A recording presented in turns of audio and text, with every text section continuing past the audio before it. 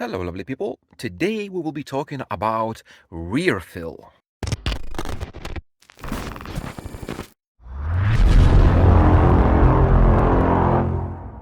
So I do apologize in advance because this visually is going to be a pretty much boring because I don't have anything to show you and I don't want to show you my face. I have something here, but today we'll be talking about rear fill and I'm going to try to explain to you like what it is, how do you use it correctly, and why does it do whatever it does.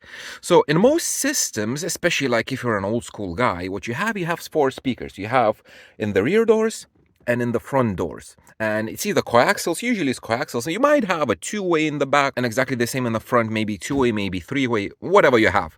But in most systems, what people do with the rear speakers when they have them, both of these speakers are playing exactly the same thing. And then what happens is that you don't have a solid center image and everything is kind of blurred. Now, why that happens? If you watch my previous video when we were talking about the upfront bass, and I was telling you about how we localize sound direction, like left from right, front to back, based on higher frequency content. If you want to read about this, it's very, very cool. You go to Wikipedia and you look for sound localization. And basically, it is quite scientific stuff. But if you go down here, what it comes down to is two things. It is called ITD and ILD. So ITD is when we differentiate the sound location or whatever from the time difference between our left and right ear. That's why the time alignment plays a huge role. When we time align speakers, when we delay the closer one and we put the center image like in the center. But for the higher frequencies, the most dominant one is ILD, which is binaural level difference.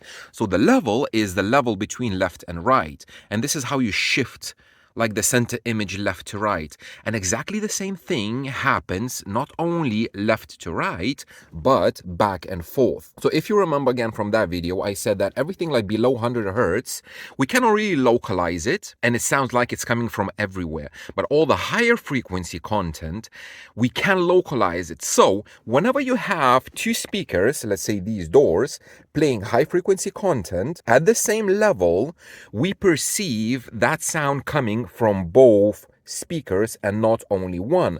And that's why the center image between this, that, and that becomes somewhere here, like right in the middle of the car. However, when we aim to have a good staging in a skew, we want the center image to be over there, in the front of us, not in the middle of the car. Now, a lot of old school people do prefer to have all four speakers playing at the same level, the same stuff, where you have what they call enveloping environment, where you have sound coming from everywhere and it sounds kind of 3D. However, that's not accurate and it's not correct from a skew point of view. You might prefer that sound, but it's not good because we know that reference when people say that I want to have front stage as if like on the dash you would have the whole band playing and nothing coming from the back or the sides. That is the goal of a skew.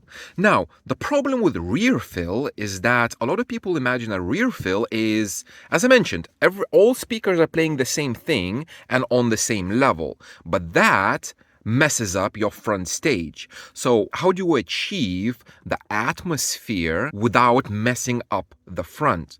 Now, what we need to do is we need to imagine an actual venue where you have a concert hall, or a pub or whatever.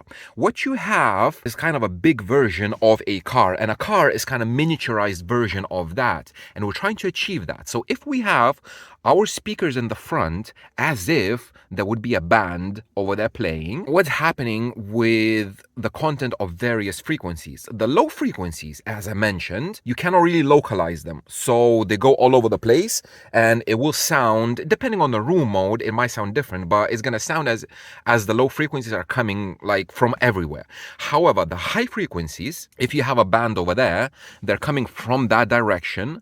and all the high frequency content is bouncing all over the place. So that's why we aim tweeters at the listener and not on the sides, because everything is bouncing back. And exactly the same for the rear. If you would have a tweeter like over there in the very middle and it would be aimed towards the back, the sound would go back and it would bounce back all over here and will come back here. And that's exactly what's happening in a venue. So in a venue where you have actual walls, you have a wall on the side, a wall on the back, the sound that's coming from the band is bouncing all over the place. Now in a car, we don't really have that, because for the very high frequency content, all these surfaces like the seats, the ceiling, the rear seats, everything is absorbing those higher frequencies, and you don't have any reflections that are in the back. The only reflections that you do have is from the front reflective surfaces such as windshield, dash, maybe side windows, but nothing is coming from the back. Now, the reflections is the thing that lets us perceive the room information. This is how we can feel that the environment is kind of big or small. It depends on the reflections. If you are in a big, large room, you have time difference between like direct sound and reflected from the back. So like if you have a rear wall somewhere far away and the sound bounces back and comes to you in a longer time difference, you perceive that space as big, as large. Sometimes you can hear an echo. If a room is a bit smaller, the distance to the rear wall is shorter and the time difference is going to be smaller. So with rear fill, if we want to do it properly, what we need to do is we need to emulate or simulate a room, not a car. And we do that by utilizing the rear speakers to give us that extra information that we would have from a room. So as I mentioned, in a car, all the stuff that's going back, it gets attenuated and we have no reflections from the back. Now, how do we give the reflections from the back? We use rear speakers to produce those artificial reflections. So reflection is the same sound that you have coming from the front, but delayed in time, because reflections, they're going and they're coming back and it takes time. So if we have same content playing through the rear speakers, but they're delayed, we perceive them as if they would come from somewhere far away. Now, these locations in the doors, they're not really ideal for rear fill because like my head is literally here and the speaker is down there.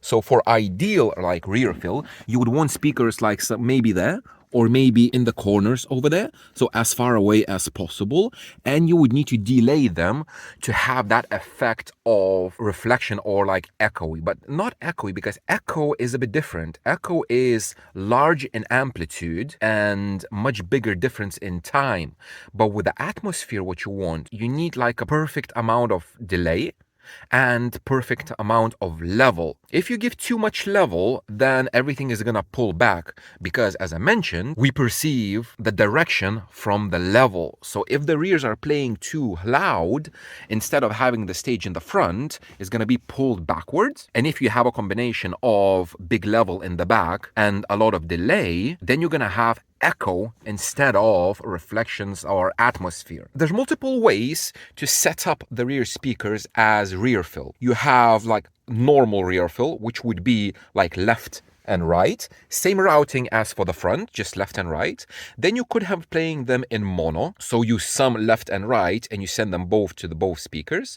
So in DSP you would do that by going into your mixer, and instead of having left right, you just enable both of these. Let's imagine the channel 1 is for the rear fill, and you would have 50-50, and that would be your mono signal.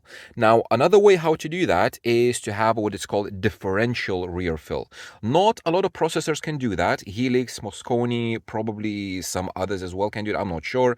But what you have to do is, you would have to enter 50-50, and then you would need to flip the polarity of one. And you're sending to one speaker, you're sending left minus right, and for the other one, right minus left. It's a bit complicated, but basically what it does, it subtracts all the information and plays only the left and only the right information, if it makes sense. It is, some people say that it is a bit more immersive, that it gives information that is more like a reflection rather than the actual sound, but you have different ways how to approach this. So you can try a few different ways. And in regards to the level and the tuning, this would be your typical house curve that we mentioned in the previous videos. And what you want from a rear fill is usually to have about 10 decibels attenuation compared to the front. So what people always say that when you're setting up rear fill, so yes, you EQ it flat, so not to have any like massive peaks and dips or whatever. You cross it at about 200-300 hertz. Now I'm going to explain why, but the level has to be much lower than the front. So what you do is when you set up your rear fill, when everything is EQ'd and everything, you delay them by about 10 to 12 milliseconds because we want them to be far away, and we do that by adding delay. So if they're here, we're adding delay, we perceive them that they're coming from over there. So it gives us that difference in time to perceive that sound as a reflection. And with the level, you play music through the fronts only, and you're starting to increase the level of the rears bit by bit. And when you start to hear just a tiny bit, when it kind of starts to influence the sound, that is your level for the rear fill. If you're going to put it too much, again, it's going to pull everything back. If it's too low, you're not going to hear it at all. So the rear fill has to add just a tiny bit of room information, but not to pull anything back. So about 10 to 12 decibels below your target is your guide. Now, a crossover, 200 or 300 and down, why that is. So from this, like ITD and ILD, read about it. It's very, very cool. The same principle we use in tuning as well, that what matters in low frequencies is the phase between the drivers to match them. At higher frequencies, it's the level. So the problem becomes if we use rear fill down all the way down to like 80 or 60 hertz all the way there, and we delay it by 10 milliseconds because we need to delay the rear just to perceive them as a reflection. But if we delay it, we mess up the summation in the lower frequency range, because then the drivers can be in phase but out of time, and your mid bass will be echoey, and we don't want that. Worst case scenario would be that your mid basses, both of them, would be out of phase and the rears will be canceling the front, and you don't want that as well. That's why the rears don't play mid bass frequencies at all. If you perfectly phase align and time aligned rears and fronts, you will have a lot of mid bass, but you're not going to perceive the rears as a reflection. You're going to perceive them as the same sound that's coming from the front. And as I mentioned, your center is going to be right in the middle of the car, right smack there, and not over there. So that's why you need to cross them about 200 to 300 hertz. And for the rears, this is the main thing. If you're using the rears just for the rear fill, you don't need them to be expensive, good quality stuff. Factory speakers are going to do perfectly fine. Even a 4-inch full range driver is going to be perfectly fine for that purpose. You don't need Focal K2s in the back or like Accutons or whatever. That is just for show. Now, if you don't care about the center image and you want the most amount of sound and bass in your car, then yes, put good speakers, time them together. And no, you're not going to have any center image, but you have loads of mid bass, whatever you prefer. But rear fill is all about adding that little bit of information for the sound stage to be as if you would be in a large room. One thing that I want to make clear is that I personally do not like rear fill. I don't like that stuff that's being added to the front. What I want is to have the front. I want to have perfect imaging. I don't want any information, whatever. Some people say it's more immersive to listen to music. You feel like as if in a venue. I'm not a person that goes to like live venues. If my soundstage sounds as if it's being recorded in a studio, or it sounds like coming through it's not headphones, it's coming from the front still, but I don't like rear fill. It's not my thing. That's why for however long I have my system, I tried it, I didn't like it, and I don't use it. So again, it's a personal thing and it's a personal preference. And that's pretty much it. Because the thing is, I cannot show you on camera how rear fill works. I can explain only the theory, because you cannot transfer that room information through a YouTube video or through a recording. You have to literally sit in the car and do it yourself. So choose whatever you want. You can use normal rear fill, you can use mono, you can use differential, delay them by 12 milliseconds, EQ them flat, cross them at 200, and increase the level so that they would be barely audible and barely influencing the sound. And that's it. That's rear fill for you. At least that's the theory of it, or how you should be doing it. So thank you very much for watching, guys, and I will see you in the next one.